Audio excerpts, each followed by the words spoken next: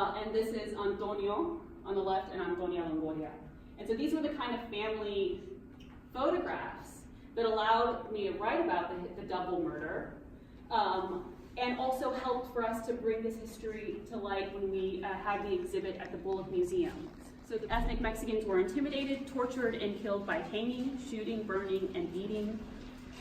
Most known victims were men, but I've also found accounts of women and children that suffered the same wrath.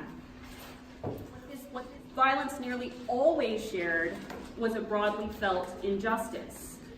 Assailants rarely faced arrest, and grand juries failed to indict the accused for wrongdoing, by Walter Prescott Webb, who I referenced earlier, who depicted Mexicans as violent, as people who were a mongrel race, a mixed breed race that had trough water for blood, and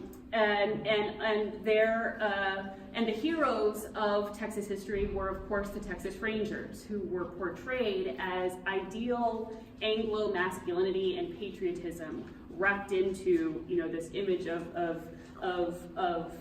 the state police officers. So I think about people like Concepcion Garcia, who was a young Mexican girl whose family lived in Mexico.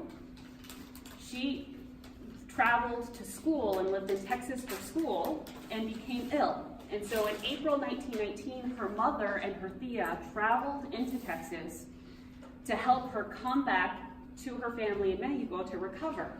And in April 1919, a U.S. soldier who later accused the family of allegedly looking like smugglers, he opened fire and shot and killed Concepcion Garcia, right? So that happens months after the investigation closes.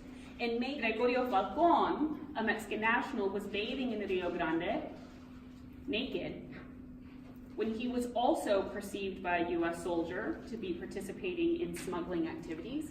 And he and two U.S. soldiers opened fire, shot over 50 bullets at these two men, killing Gregorio Falcon. That happened. The state of Texas decided to release hundreds of Texas Rangers from their police force, but they didn't call for the prosecutions of the Texas Rangers that had been found to participate in murder. People like James Monroe Fox, who was a Texas Ranger captain, who is in the photograph that many of you have probably seen of the Texas Rangers on horseback, pictured, photographed on the Norias portion of the King Ranch in 1915. He's on horseback with a rope tied around dead Mexican corpses.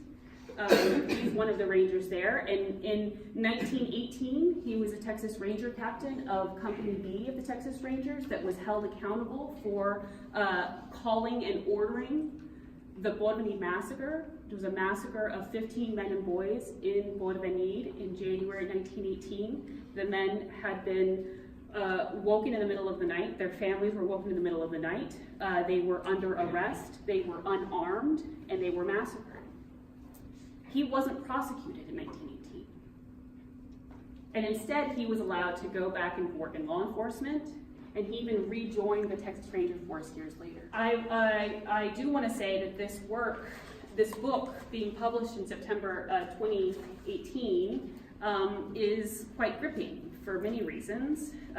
Most recently, the work of addressing this history has been hard to do because we are living in the midst of an ongoing violence on the border.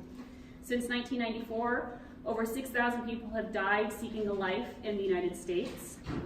These deaths are the result of federal border policies that funnel immigrants and refugees into the desert.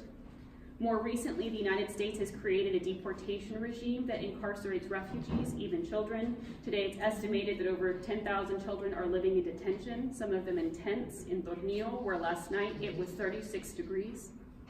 In towns and cities across the country, neighbors and friends are being deported, ripped from the social fabric of the communities where they have lived for decades.